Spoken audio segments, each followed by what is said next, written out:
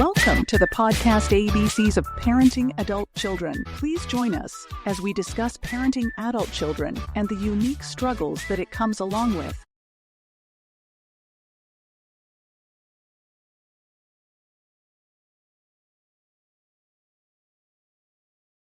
Hello and welcome to ABCs of Parenting Adult Children podcast. My name is James Moffett, and I'll be your host today. Today we have a special guest, Richard O'Keefe. Is that how you say it? Is O'Keefe? Yes. Okay. Hey, Richard, thank you for being here. How are you doing? I'm doing very well. Thank you. And thank you for having me on. Yes, sir. Do me a favor and introduce yourself to the listening audience. Sure. I have 6 children, 23 grandchildren, and 3 great-grandchildren. When I was a young parent, I didn't have a dad from which I could model being a good parent, and so I didn't know what to do. So when my kids misbehaved, when they refused to cooperate, when they fought, when they lied, when they argued, I was overwhelmed and stressed out. There came a time in my life when I felt that I had to make a serious change or else not only me, but my kids would be in big trouble. And so I started to read a lot of books. And the first thing I found out, the first thing I learned was how many books there were. They seemed endless. And I had to ask myself, if all these books teach the same thing, then why so many? And if they all teach something different, how many of these books am I going to have to read before I learn all the necessary dad skills that I needed? Well, as I went from one book to another, I started to realize that they all had something in common. They all taught that children have emotional needs that need to be met. And when we meet these emotional needs, good things happen. Relationships with our children grow stronger. Cooperation improves. Parents build strong families where their children learn and practice good values. And parents increase the odds that their children will make good choices even when parents are not around. So I also learned this. If we as parents do not meet these 4 emotional needs, that's when struggling happens. That's when children's behavior becomes worse. And that's when people feel overwhelmed and stressed out. That's where I was. So this was like a revelation to me. I want you to know that the most important 4 emotional needs are these.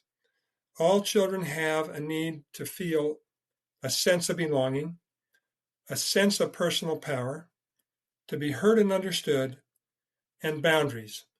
And I also discovered there are 15 required parenting skills to meet these emotional needs. Wow. Would you like me to Yes. list them, or should we? Okay. No, absolutely. Go ahead. Here they are. To meet the sense of belonging, the skills to do that are spend one-on-one time with your children.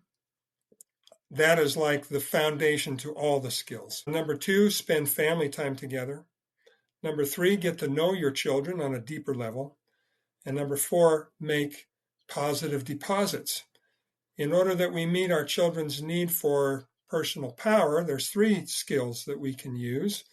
Give choices. In other words, do you want the red towel or the blue towel? You want to sit up to the table or at the counter? The next one is to teach life skills. That's huge because what kids didn't know yesterday, they know today. And that's huge when we are meeting their need for a sense of personal power. And the third thing, skill number 7, is to set goals with our children and to help them achieve those goals. Then we come to the need to be heard and understood. And there's just one skill that we use to do that, and that's to acknowledge negative feelings. When children come to us and their feelings are hurt and they're in distress and we brush them off, it causes them to have to bottle up those negative feelings, to suppress them. And after a whole young lifetime of suppressing negative feelings, it's got to come out in their behavior, and oftentimes it does. And that's when children get into a lot of trouble. And then the 4th emotional need, of course, is boundaries. So we give attention to good behavior. Skill number 10, we make requests effectively. Skill number 11, we teach values. Then skill number 12, we create rules. 13, we enforce those rules. 14, we use consequences wisely. And 15, we problem solve together. So what I've discovered is that many parents who want to improve their child's behavior focus on their child's behavior rather than what's causing their behavior. They try to improve the behavior by using methods of control, like punishing and threatening and lecturing, spanking, screaming. They do these things because they don't know a better way and because they work. But they only work for a short time because what's driving the behavior is still driving the behavior. When you meet the four emotional needs, behavior improves naturally and automatically because you're focusing on what's causing that misbehavior. Well, you just unpacked a lot of stuff there. That's good stuff. So I'm going to read something from your profile. It says you specialize in breaking cycles of trauma and incarceration through effective parenting methods. The episode could focus on strategies for cultivating healthy relationships and emotional intelligence in families, offering insights into handling complex family dynamics through the transition to adulthood. Now, and there's a lot in that paragraph, and you don't have to talk about all of that, but does that bring up anything that you would like to share? Well, I work for a Utah State University in the capacity of what's called a fatherhood educator. I teach dads how to be good dads. All my students are incarcerated men. So I teach in the county jails and in the state prison. And all these guys that come to my class are, I shouldn't say all, but almost all of them have had young lives full of trauma and abuse. And what I try to do is break the cycle of that trauma by showing them how to be good dads, talking about the four emotional needs and the skills used to meet those four emotional needs. And hopefully, when they get out, when they can be with their families, when they can be with their children again, they'll know how to be better dads regardless of how they were raised. Right. And that's good. I'm glad you're there to provide that education for them. And I don't know about you, but I was raised in the 70s, 60s, 70s, and 80s. And, Mm-hmm. Back then, parents were like, just do as I do, or do as I say, but don't do as I do. Yeah. They would tell you they would set boundaries or guardrails with you. And you basically you're like, don't do this, do that. If you do the right thing, you'll get praised. If you do the wrong thing, then you're going to get a butt kicking, or Yeah. whatever. You'll And get punished. My yeah, students call it a whooping. a whooping. Yeah. Yeah. And there's nothing more frightening than the sound of the leather leaving your father's pants, right? That's right. That belt coming off. Oh my God. Yeah. Time to run for the hills. But anyway, yeah. So during this, we have a parent support group on Facebook. We started out with 10 people like in 2015, and now we're up to 1.3 thousand members. Wow. Lots and lots of parents out there struggling, looking for help, looking for support, looking for hope. And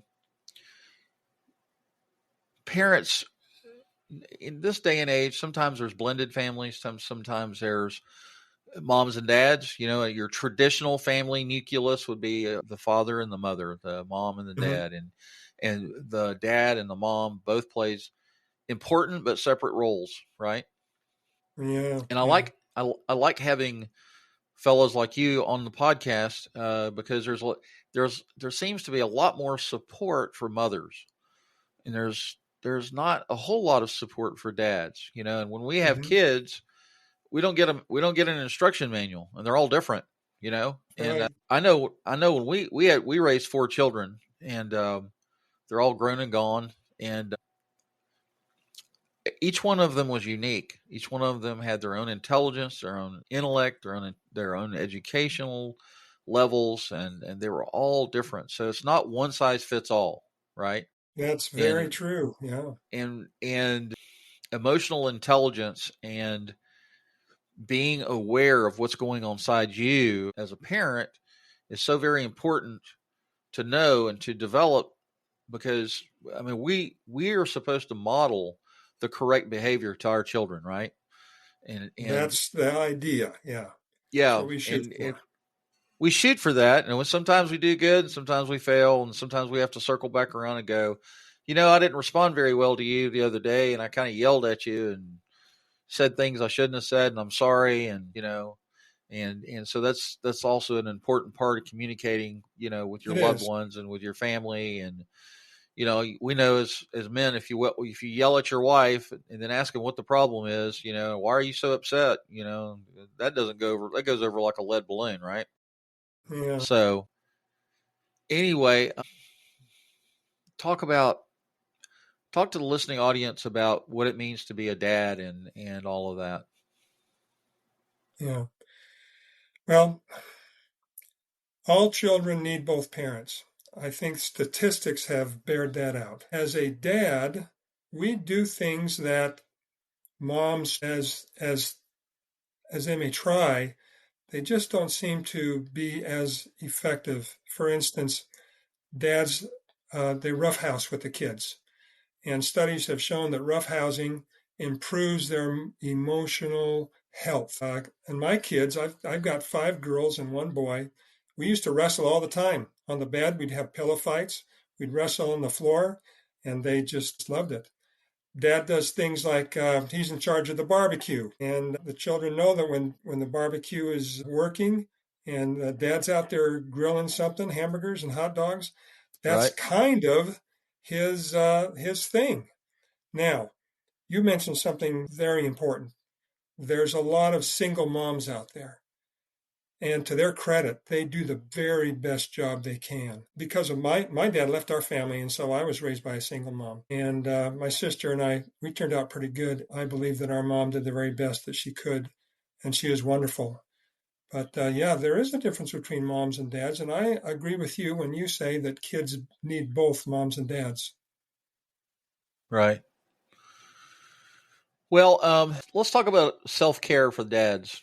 Let's talk about emotional intelligence and figuring out how to, because the men of the 70s and 80s, certainly the 70s and 80s, 60s and beyond, we weren't known for, or they were not our parents were not known for emotional intelligence, and there Mhm. wasn't a lot of talk about boundaries, and there wasn't a lot of things about, you didn't even talk about family issues outside of the home, right? Our Mhm. parents told us, what happens in the home stays in the home, and you don't breathe a word of it, outside of the home, right? And a lot of things were in the closet that have come out of the closet, Mhm. and for better or for worse. And so I think that men, in some ways, may be a little bit emotionally crippled because of that. Like I Could did, be. my dad did not model healthy emotional habits in front of me, Mhm. right? Mhm. He was the guy that came home at 5 o'clock, and he worked hard all day, and you were to kind of stay out of his way, and he was there. He provided for us kids, physically. He provided a roof over our heads. He provided us with school clothes, everything we needed physically, but he wasn't emotionally present, right? He was kind of Right. checked out. He was checked out emotionally, and I think that that alone does a lot of damage in children. And even though it was that way back then, I think that there's still a lot of fathers who don't know how to express themselves emotionally in a healthy way. I talked to my students about this and I asked them, how many of you were allowed to express your feelings in a very healthy way? And most of my students, and of course, you got to keep in mind that they came from traumatic backgrounds. But most of them will say, when I tried to express my feelings, I was called a sissy. And my dad would say, if you're going to cry, let me give you something to cry about. And so they grew up without having the ability, even. They didn't learn how to express their emotions An outlet. because, yeah, they didn't have that outlet. And so they ended up bottling up those emotions. And I tell my students that when they bottled up their emotions, it was like having an imaginary backpack. And when they experienced something that caused them some trauma, it was like putting a brick in their imaginary backpack. And unless there is some way to expel those bricks, to let them out, then they'd have to carry those bricks around with them for the rest of their lives. And that backpack becomes very heavy and it takes effort every day to carry that backpack 24/7. And that heavy backpack, it affects our choices and it affects our relationships. And unless you have some outlet, some way to express those suppressed feelings, then you're going to be struggling for a long time. Right. Well, and when you bottle up those feelings in a large degree, you're in denial, right?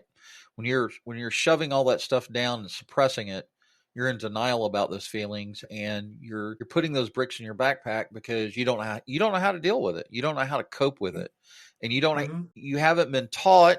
Unfortunately, you haven't been taught how to cope with the emotion or learn how to work through it. Why do I feel angry? Why do I feel sad? Why do I want to hurt somebody? Why do I want to hurt myself? All these things that run through our heads as young men. Yeah. And so and so, let's talk about young men in single parent homes, or young men who are in a nuclear family that has a mom and dad, but the mom's doing 90% of the child raising, and the dad's just off doing stupid stuff, right? And not being a good model for those children. And what are some of the statistics about fatherless homes? And what we know that there is a huge degree of there's a good chance that when a young man is in a home without a father figure, without a Mm-hmm. mentor that can teach him the things he needs to know, what are the chances that they're going to wind up in a life of crime? What are the Yeah. chances that they're going to make mistakes? One of the things my mom and dad taught me and my sister back in the 70s and 80s was think about what you're going to do before you do it. Mm-hmm. Don't just react, but think about the consequences of your actions. And because there are actions that have consequences that could last you for the rest of your life. Like if you get a felony, if you're arrested for whatever reason, if you get convicted of one felony, that can affect you for the rest of your life, and you can have a hard time getting a job. So many things in life are affected in such a negative way. And so let's talk a little bit about that. And you're Sure. obviously a subject matter expert on some of that stuff. Well, I want to touch on something that you mentioned a minute ago, and that is how do kids and teenagers cope with having to suppress all these feelings that they've grown up having to bottle up? And having taught hundreds of these incarcerated dads, I've come to realize that one of the easiest ways that they cope is by starting to take drugs. And most of my students, I would say 95% of them are drug addicts because they learned that the drugs numb their emotional pain. And once they get started on drugs, they can't stop, and it just takes over their life. And so, for many of them, that's how they end up incarcerated. But I also want to mention this, and that is that when children's four emotional needs are not met, sense of belonging, sense of personal power to be heard and understood, and boundaries, then kids look elsewhere to get these emotional needs met. And one of the things I ask my students is this: do gangs meet the four emotional needs? Heads nod. I said, when children's four emotional needs are not being met, are they, what's the word, inviting? And they all nod their heads. Yeah, gangs provide sense of belonging, sense of personal power to be heard and understood, and boundaries. Yeah, they And so a become their lot of these, support system that they yeah, don't have at it home. becomes their support system. So Yep. if parents do not know about these four emotional needs, the odds are that when children get invited to become part of a gang, they'll be tempted to do something like that. Now, you asked another question that just I cannot remember what it was, but it was important. Well, I was asking you to, we were talking about young men not having the emotional intelligence to understand uh, the things that are racing through their head. Young men, and girls too. When you're a preteen, a teenager, and you're becoming a young adult, hormones are just going rampant, right? And Uh-huh. so that's another thing that has to be dealt with, or there needs to be an emotional outlet or the parents need to be able to harness what's going on and find a healthy way so that kids can understand how to deal with those hormones. Yeah. Yes, right. And acknowledging those negative feelings or making kids feel heard and understood is one of the best ways to do that. Spending one-on-one time with our children also is one of the best ways to do that. Asking questions to get to know our children on a deeper level is also another great way to do that. We have on that Facebook support group I told you about.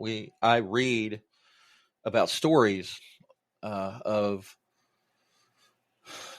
you'll have situations where the kids are out of control. They're 18, 19, 20, 22 years old, whatever, and they're out of control, and Mm, they leave the nest and they try to make it on their own, and they can't for whatever reasons. They can't, which a lot of that is monetary. It's so expensive to live in this world now that they mhm, you have two issues. You have failure to launch, where the kids don't want to leave the nest, and or the home life is so horrible they can't wait to get out of the home, which was my case. But more times than not, I call them boomerang kids. I wrote a story about boomerang kids, and I had an episode about it. But sometimes kids become boomerangs and they come back to the house, right? And because we as parents, we want to support our children as much as possible, as much as it's healthy, to do that. We don't want to enable bad behavior, but none of us want our kids living in a tent city. None of us want mhm, our kids to wind up in prison or in county jail right. or lockup. And so I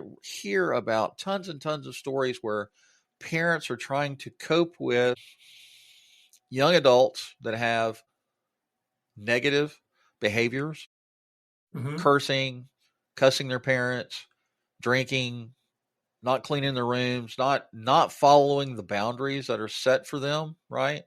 And so it just creates a lot of friction in the house, and parents are like, well, he's been in rehab 4 times, but he still keeps coming back to the house.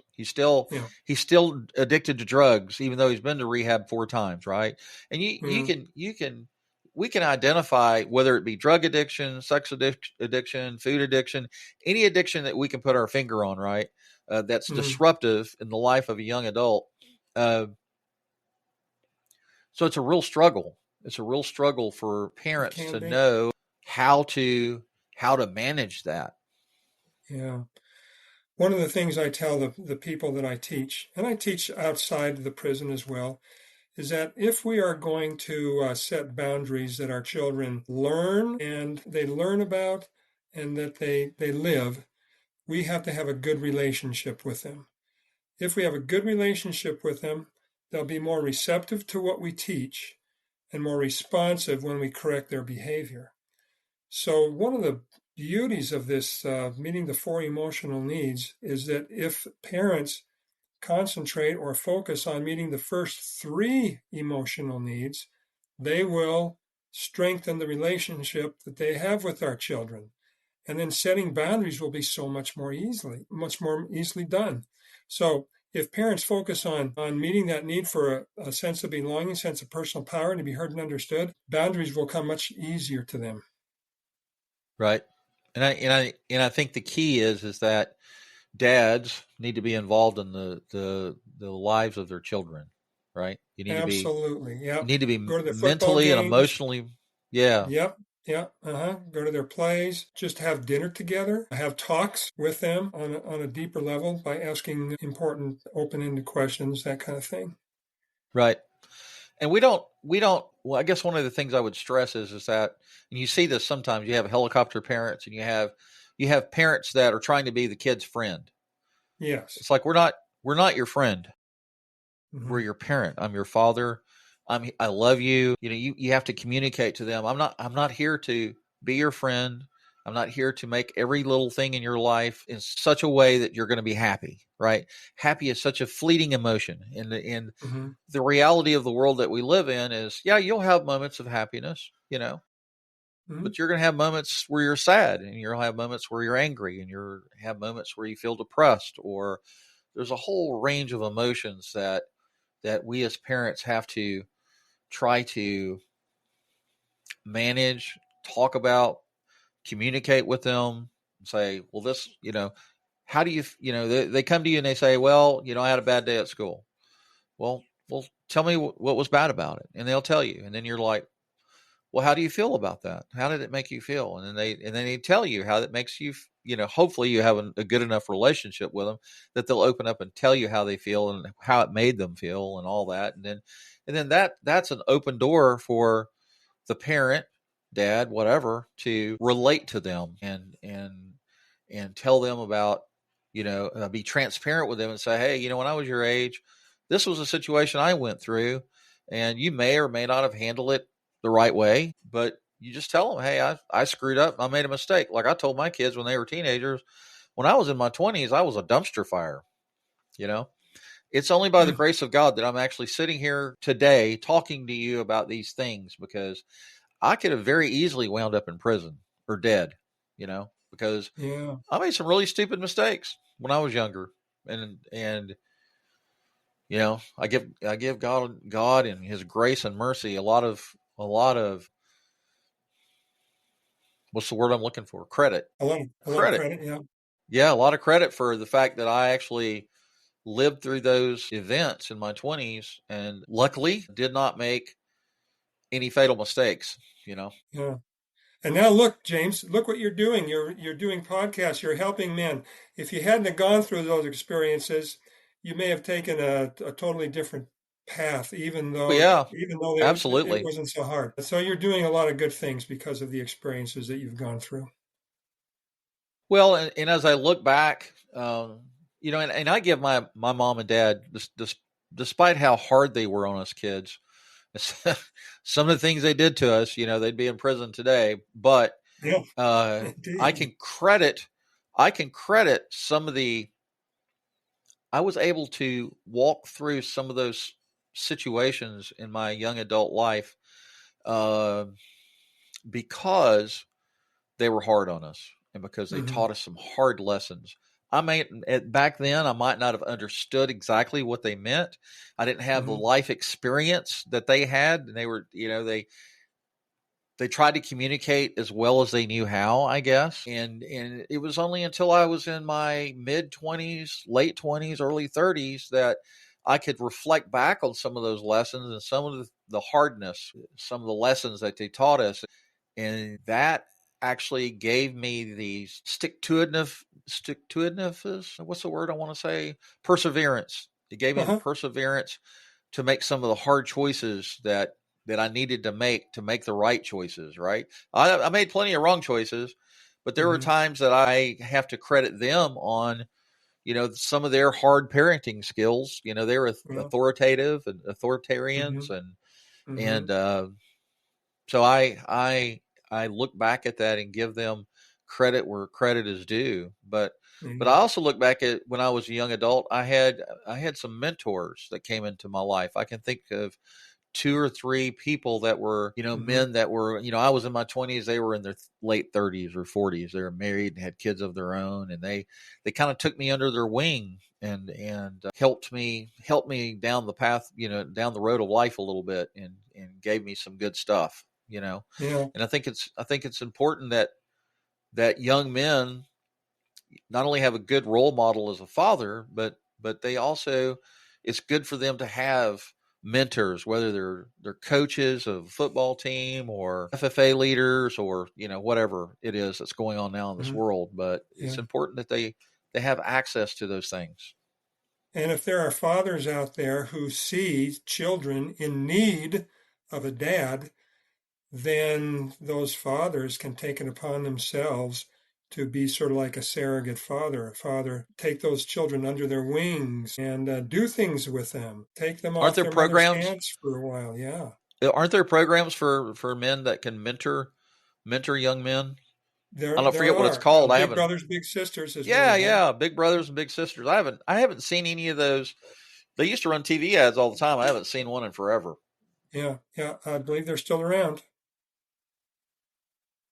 And I think that for families that go to church, that prescribe to a specific faith, denomination, whatever it might be, a lot of churches have pastoral care. A lot of churches have men that are associate pastors that lead Sunday school classes. And they go, like our church, I know they take the youth on a lot of different youth trips and stuff like that. And so the men can mentor the young men, and the women can mentor the young women, right? And it's another support system outside of the family that helps them to develop.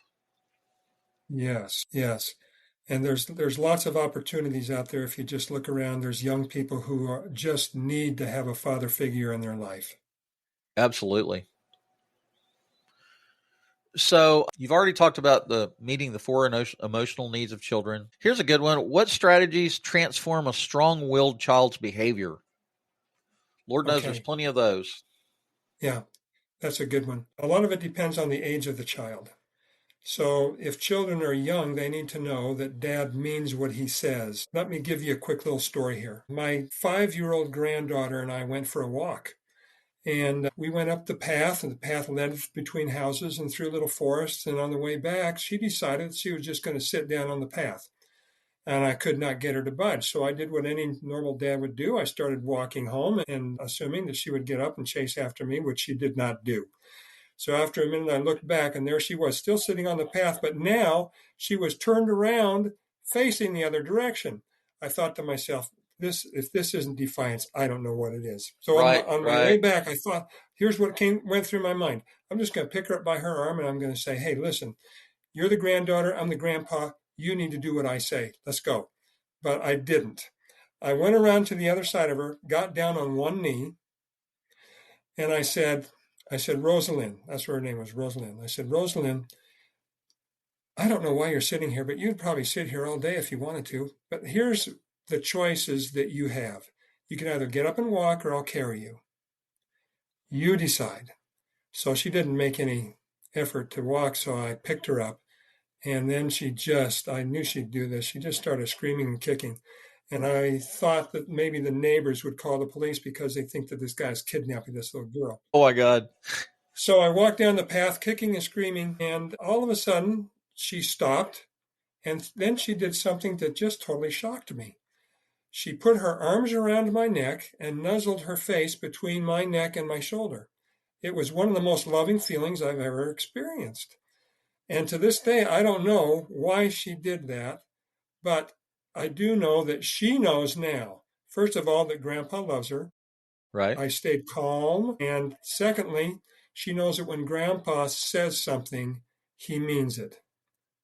And so that's one of the ways that we can deal with a strong-willed child. Now, when our children grow up to where they can solve problems, then we problem solve with them. So we may go up to them and we might say, hey, you got a second?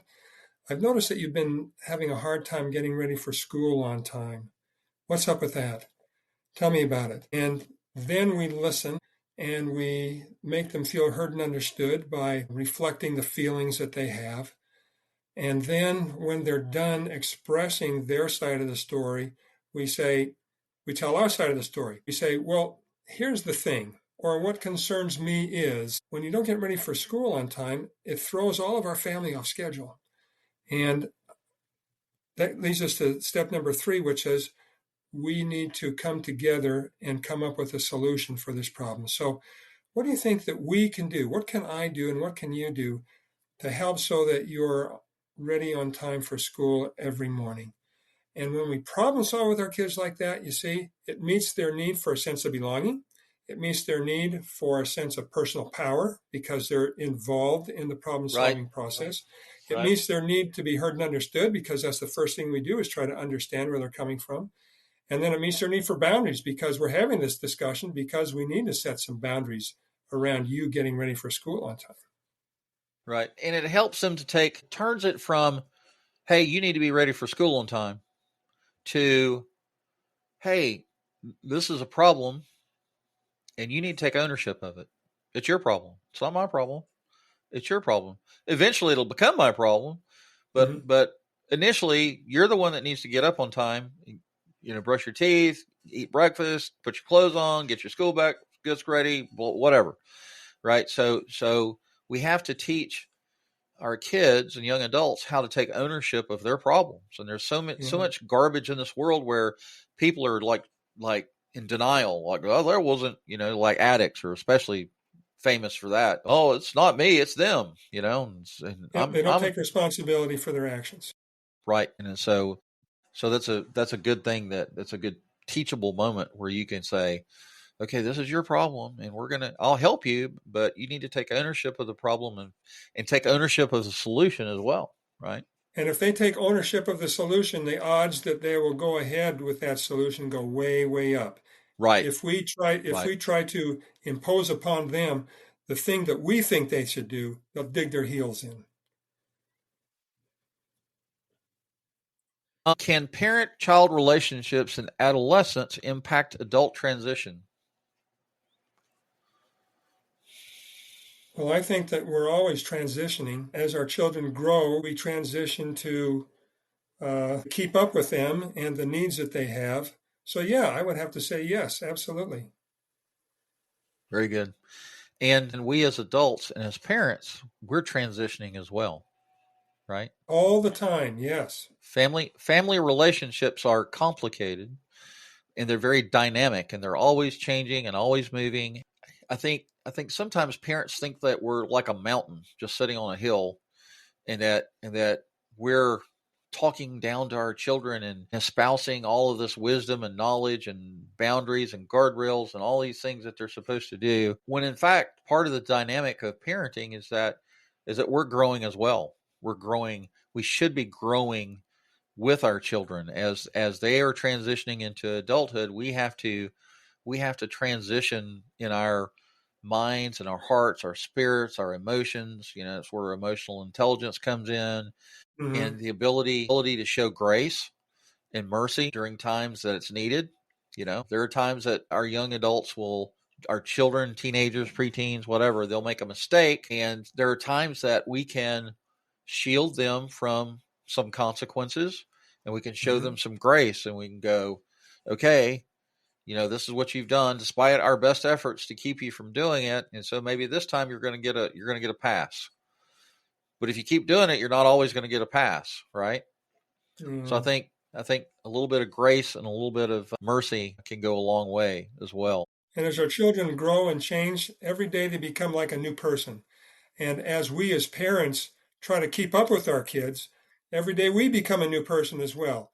And so until the time we become grandparents, and then when we're grandparents, we've got all this knowledge that we wish we could have used on our children, but now we can use it on our grandkids, you see. Right, right. That's true. And how many grandkids did you say you have? I have 23 grandkids and 3 great grandchildren. Wow. Wow. We are populating the earth, aren't we? Yeah, yeah. What I'm, is I'm just trying to do my part. what does the Bible say? Go forth and prosper or something like I that. guess so. No, Yeah. go forth and multiply, I think that's what it was said. Multiply and replenish the earth. Yeah. That's right. And there's also a saying that says there's a biblical principle about how a man's quiver is full. His children are the arrows in the quiver, and so your quiver is absolutely full, and that's wonderful. Last question: how can parents support adult children in addiction recovery? Well, 2 words: unconditional love. That's a lot of my students, when they get out, they'll go into some kind of recovery program, and a lot of them have been in recovery programs. And the best thing that happens to them is have supportive parents that will be there, that will love them no matter what, even if. That's the most important thing, is to showing that unconditional love.